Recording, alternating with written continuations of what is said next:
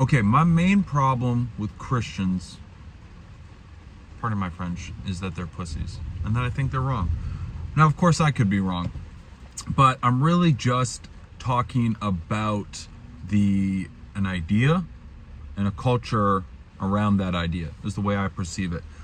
I also would like to preface this as saying I think Christianity and religion in general is way better than nihilism, of course. I think the Christians are closer to the truth of what's going on than like the atheists. I think the new atheists, Hitchens, Dawkins, Harris, and Dennett, whatever his name is, are goobers. They're smart people that figured out how to irritate and then capitalize off Christianity, but I think they, for the most part, as far as I can tell, straw-manned the whole God thing. Now, with that being said, I grew up Christian. My parents were very Christian. They wanted to be missionaries. They've done that type of stuff. I grew up Bible study, homeschooled before going to Christian schools. I went on a missions trip when I was 18, read the Bible, done a lot of reading, gone to churches all over the country, in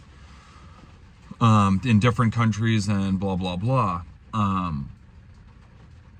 But yeah, the biggest issue I think comes from this current interpretation that results in the hippie Jesus, and it's just all love and good, and that's really beta-sized the Western Christian male. And I find the idea of God as all-loving and all-powerful as contradictory in the framework, in the modern Christian framework. And now I've run into when you start having these conversations with Christians, they go to they reference some Bible verses like, we don't understand, and that's where faith comes in. Yes, we don't understand, leave it up to God.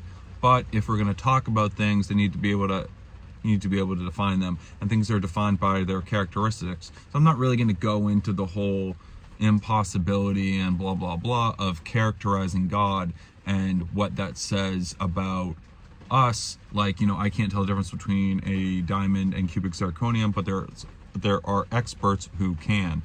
I can tell the difference between a cat and a tree.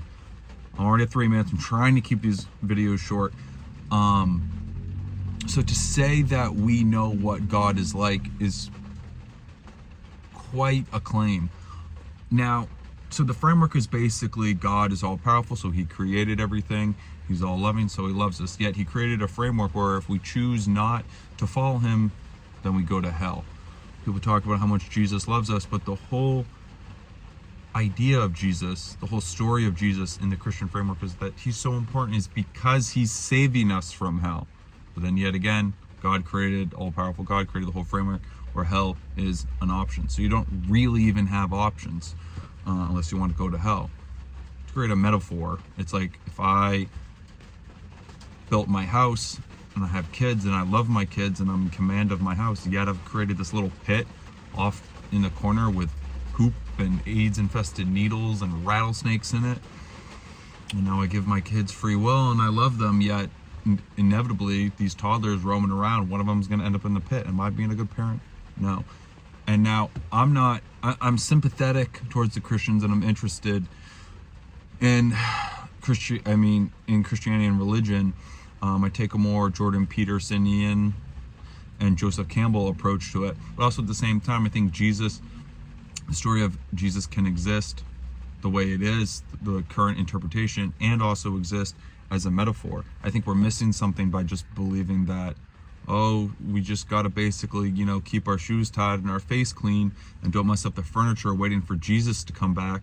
Just be good little boys and don't commit the obvious sins. I think we miss something, but maybe I'm wrong though. Maybe that's what we're supposed to do. But then the way we talk about it as God being all loving and all powerful, where does that leave us? What is the point of what we're doing if it's just we're just trying to be, goody two shoes until until we get to heaven. So what I really think is more accurately is that the whole thing is a metaphor, but then that leaves puts all the weight of existence on our shoulders. Heaven and hell, that's real life. Look at me. I'm here in the United States. I'm balling. I'm in heaven. Read about the people in the Soviet Union gulags. They were in hell. The kingdom of heaven is spread out among you, but you do not see it. It's possible that God is just a force within us, and all this stuff in the Bible and all religious texts is just, it's people trying to understand what the heck is going on. And that's what makes more sense to me. And I feel like in Christianity is dying, but there's also like a resurgence at the same time, at least here in America. But it's still just the same old framework, which I think is closer than the truth than atheism and nihilism, but it's really missing that. It's kind of missing the main point that it's all about now. Jesus is the way and the truth and the life. If you're on the way forward, you're on the right path, that's Jesus. You're speaking truth, logos, that's Jesus.